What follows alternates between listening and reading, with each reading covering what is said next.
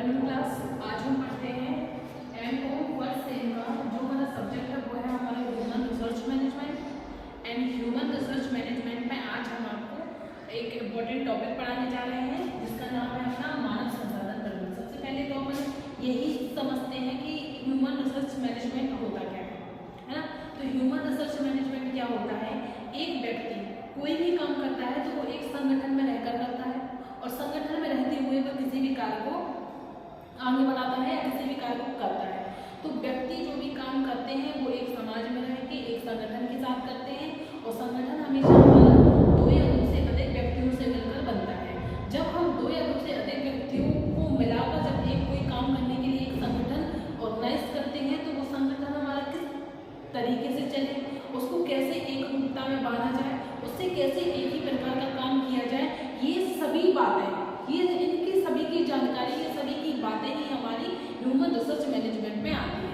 Human resource management का मतलब होता है कि जो हमारा एक समूह, एक संगठन, जो एक ग्रुप ऑर्गेनाइज हमने किया हुआ है जो एक ही काम से रिलेटेड, वो कैसे हमारा लंबे समय तक चलेगा, उसको हम कैसे लंबे समय तक चला सकते हैं या कैसे हमें उसको एक जुट कर सकते हैं और कैसे हम अपनी अशांतियों को कम करके और जो त्रुटि हैं, गलतियां हैं, उनको कम करके उस काम को आगे बढ़ा सकते हैं।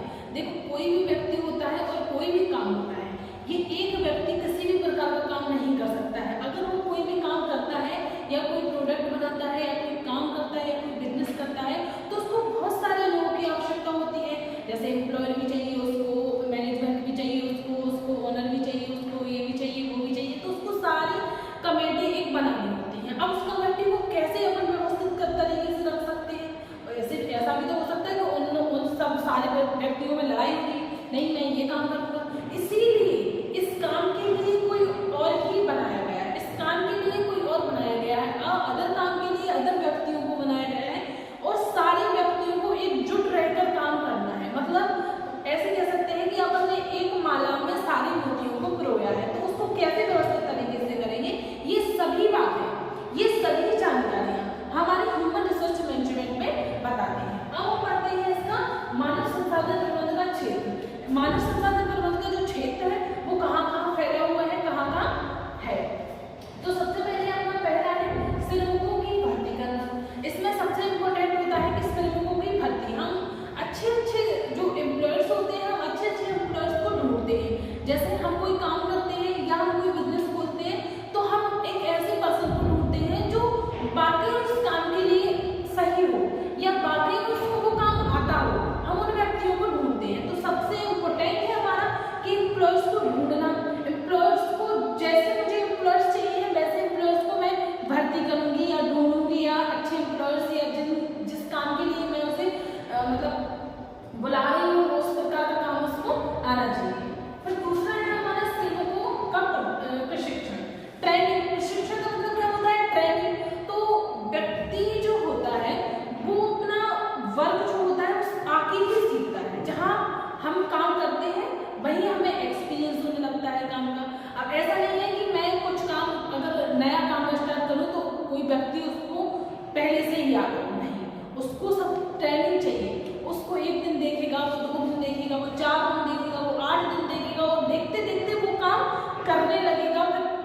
थोड़े अच्छे से करेगा, थोड़े और अच्छे से करेगा और एक समय ऐसा आएगा कि उसी काम में वो व्यक्ति एक्सपर्ट हो जाए, है ना। तो नेक्स्ट है फिर हमारा श्रम के संबंध होते हैं। मतलब जो व्यक्ति होते हैं, व्यक्तियों का समूह होता है, उनकी जो संबंध है, जो उनका आपसी मतभेद है वो एक मधुर होना चाहिए। फिर नेक्स्ट है हमारा कर्मचारियों को पारिश्रमिक देना।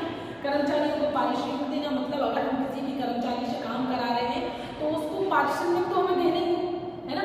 जो इसको हम बोल सकते हैं सैलरी की, वेतन की, मजदूरी की, हम कुछ भी एक्सपायरी उसको बोल सकते हैं। तो व्यक्ति हमारे पास काम करने के लिए क्यों आया, मात्र पारिश्रमिक, तो उसको उसके हिसाब से पारिश्रमिक देना चाहिए।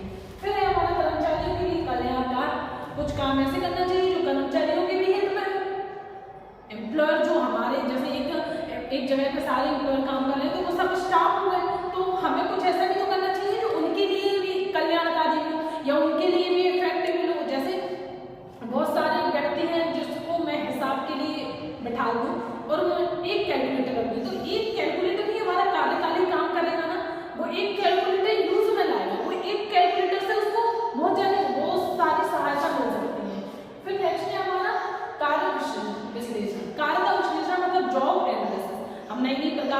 कंपनियां खोलते हैं, नए नए प्रकार के बिजनेस खोलते हैं, तो नई नई प्रकार की हम जॉबें भी निकालते हैं, जिससे व्यक्तियों को रोजगार मिलता है, जिससे व्यक्ति खुश होता है।